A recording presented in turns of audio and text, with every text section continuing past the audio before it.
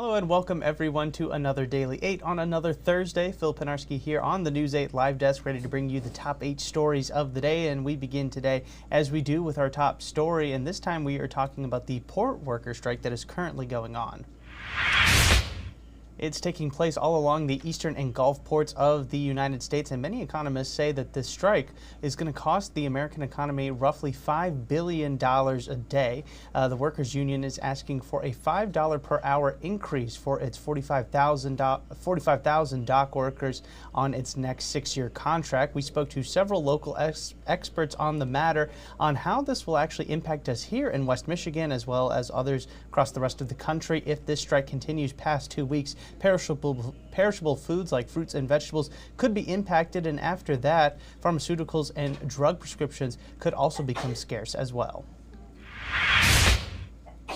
Leaders in Kalamazoo County made the first step in combating homelessness this week. During the county commission meeting on Tuesday, it was unanimously approved that the county would purchase the Holiday Inn and Suites on Court Street and turn it into a shelter for families experiencing homelessness. A total of $5.2 million was acquired to make the purchase and renovate the space. Officials hope that this project will house around 60 families and be completed by mid-2025.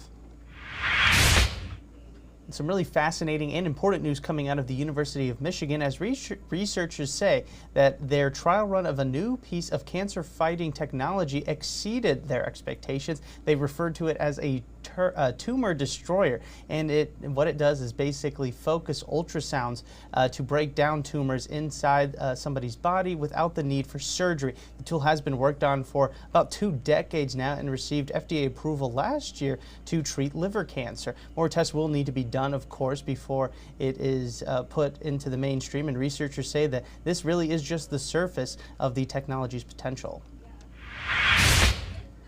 And we couldn't have this Daily 8 without acknowledging the fact that the Detroit Tigers are ALDS bound. How about that game yesterday? I know I was sweating all throughout it. Just an incredible run this team is having at the end of the year as they swept the Houston Astros yesterday in the wild card series, ending the Houston streak of 7 consecutive ALCS runs.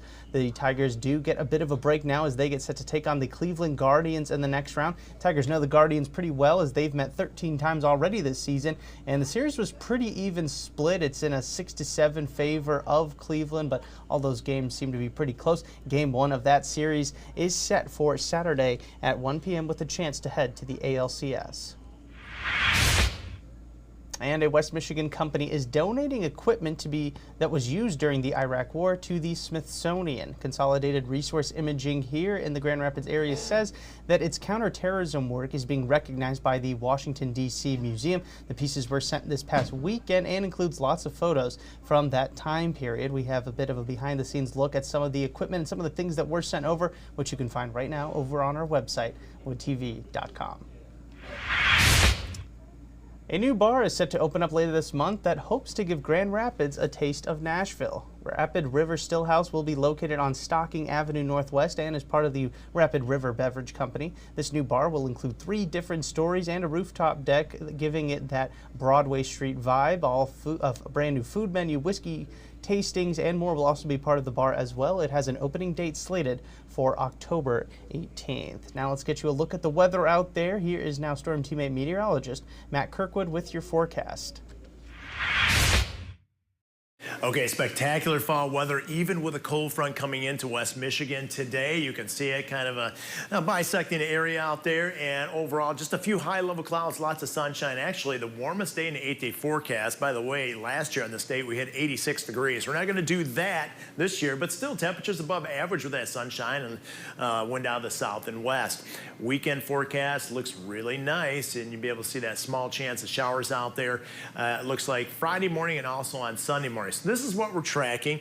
Overall, a stray shower again Friday and Sunday morning. The percentage is still less than 50%, and we certainly could use it. Most areas are running about 1 to as much as 3 inches below average, and mostly dry pattern in the next week. But next week, it looks like a cooler pattern, though, with highs generally in the 60s, so closer to average. Morning lows, well, I think in rural areas, very well could see the first frost of the season.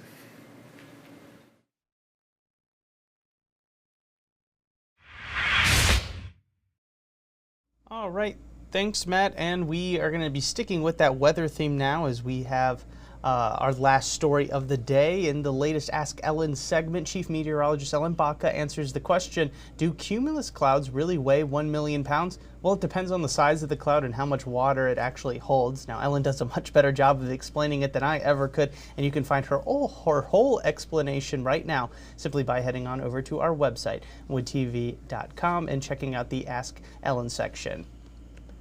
And starting today at 3 p.m., that is where you can also find over on our website Nexstar Media's digital telethon to help those impacted by Hurricane Helene. Our parent company has teamed up with the Red Cross to host this donation drive. We also have pages up on our website right now if you want to go ahead and start helping out those victims of the storm. Again, all of that can be found right now over on